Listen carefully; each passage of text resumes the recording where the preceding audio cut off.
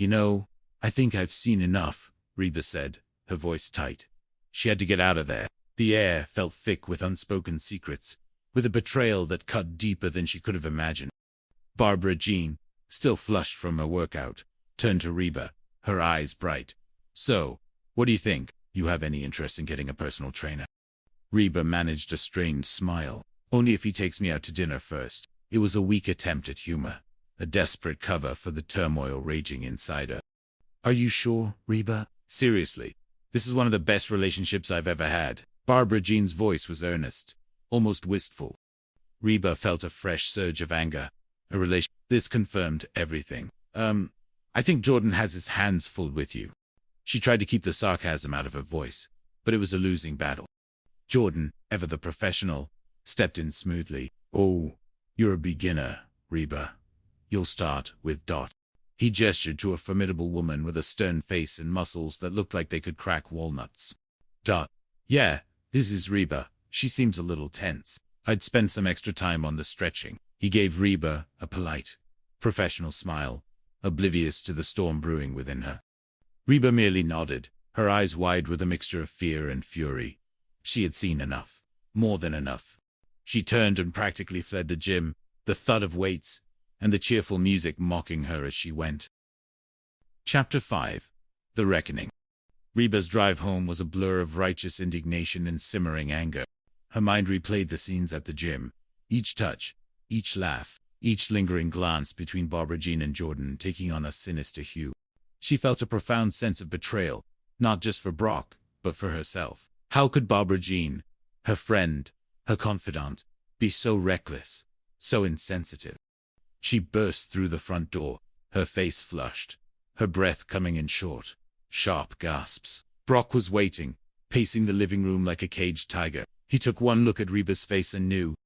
So, did you see him? What's he like? Is he little? Could I take him? Brock fired off questions, his voice laced with a desperate mix of hope and fear. Reba shook her head, sinking onto the couch, the adrenaline slowly draining from her body. He's big, but he's not as big as Dot. She managed a weak, humorless chuckle. Brock knelt before her, his hands gripping her knees. So, what do you think? Is there something going on there? His eyes were wide, pleading for reassurance, for denial. Reba looked at him, her heart heavy. She had wanted to come back and tell him there was nothing to worry about. She had genuinely hoped to find a professional, platonic relationship. But what she had witnessed had shattered that hope. Look! Reba's voice was barely a whisper. I was hoping that I could go down to the gym and check things out and come back and tell you that there's nothing to worry about. But she trailed off, unable to voice the damning conclusion. Brock's face crumpled. That's it, Reba, he cried, his voice raw with pain. Reba closed her eyes. Taking a deep breath, she had to tell him. He deserved the truth, as painful as it was. Okay, I don't know if they're having an affair or not, but if they keep working out like that, they might be having a baby. The words, meant to convey the intensity of the physical contact she'd witnessed, hung in the air, heavy with accusation. Brock recoiled as if struck. Man, I knew there was something going on. His face hardened, a mixture of hurt and anger replacing the fear. The front door opened just then, and Barbara Jean walked in, a radiant smile on her face, her gym bag slung casually over her shoulder. Hey, everybody, I'm here, and I'm saying, well, she stopped short, sensing the thick tension in the room. Her smile faltered. Brock stood up, his posture stiff, his eyes blazing. Oh, hi. His voice was cold, clipped. Barbara Jean frowned, sensing the shift. Don't you honey me? What are you talking about? Barbara Jean asked, genuinely confused. Brock's voice rose, filled with a raw, wounded anger. Did you honestly think that I wouldn't find out about you and Jordan? Barbara Jean stared at him, her eyes wide with disbelief. What? We were working out. He was perfectly innocent. She turned to Reba, her eyes pleading. Reba, tell him what you saw. Reba shifted uncomfortably, her gaze fixed on the floor. She didn't want to get involved, not any more than she already was. But she had made her choice. She had delivered her verdict. She said you're having an affair. The words felt like ash in her mouth. Barbara Jean's face crumpled, then hardened with a fierce indignation.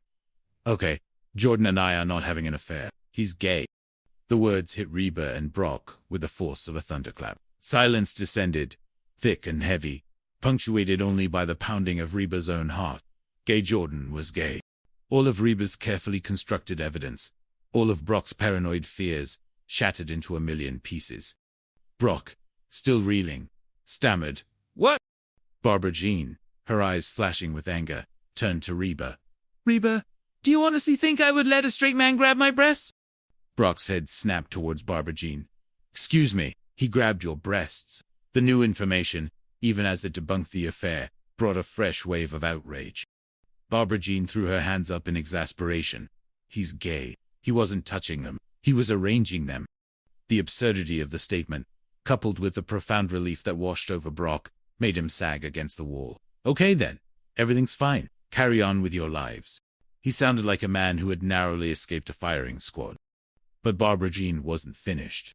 Her anger, now redirected, focused squarely on Reba.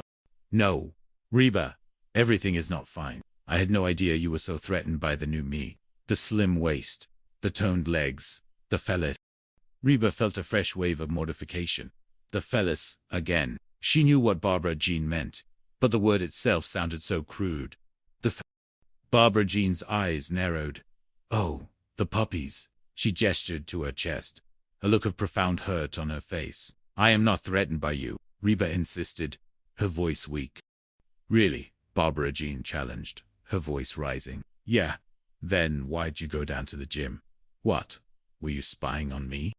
Reba's shoulders slumped. The truth, ugly and undeniable, hung between them. "No. Okay. I went down to the gym because I thought there was something going on between you and Jordan." Barbara Jean stared at her, her eyes glistening with unshed tears. "Why would you think that?" "Because you've changed," Reba retorted, her own frustration bubbling to the surface. "I have not," Barbara Jean snapped. "Yes, you have, ever since you lost all that weight. You're pushy and obnoxious, and you always want to be the center of attention." Reba's words, once unspoken thoughts, now tumbled out, raw and unfiltered. Barbara Jean blinked, then a wry smile touched her lips. "I've always been that way." Ben, who had been silently observing the entire dramatic exchange, piped up. "She kinda got a point there." Reba ignored him, her gaze fixed on Barbara Jean. "Yeah, well, something's changed, Barbara Jean." Barbara Jean's voice softened, a hint of sadness replacing her anger. "Yeah, the way you guys look at me. I'm still the same Barbara Jean I always was. I'm just less winded." Brock, who had recovered from his initial shock, stepped forward, his hand gently touching Barbara Jean's arm. "No, she might be right. It could be us. I'm sorry, honey. Reba just got me all worked up." He looked at Reba, a silent apology in his eyes. Reba felt a fresh wave of shame. He was right. She had let her own insecurities, her own fears, twist her perception. Look, Barbara Jean, the truth is, I think I went down to the gym, almost hoping that I'd find you doing something wrong. You know, anything. So I could feel superior to you and your skinny butt. So I'm sorry." The apology, halting and difficult, was genuine. It was a confession of her own flawed humanity, her own envy. Barbara Jean stared at her, then a slow, triumphant smile spread across her face, chasing away the tears. "Sorry. Yeah, this is great. For the first time since we've known each other, you want to be me." Reba recoiled. "I don't want to be you." Barbara Jean merely chuckled. "I know. It's even better. You want to look like me." She turned, a bounce in her step, and headed for the kitchen. "Hey, where are you going?" Reba called after her. "Just gonna go grab something to eat. I'll see you next year." Barbara Jean's laughter floated back, light and carefree. She was still Barbara Jean, perhaps a little more confident, a little more, but ultimately, she was just living her life. Reba watched her go, a profound sense of exhaustion washing over her. The drama, the accusations, the raw emotions. It had all been for nothing. Or had it? She looked at Brock, who was now sheepishly trying to make amends with Barbara Jean. She looked at Ben and Van, who were already back to their video game, oblivious to the emotional earthquake that had just rocked their living room. She had been wrong. Terribly, embarrassingly wrong. But in her wrongness, she had stumbled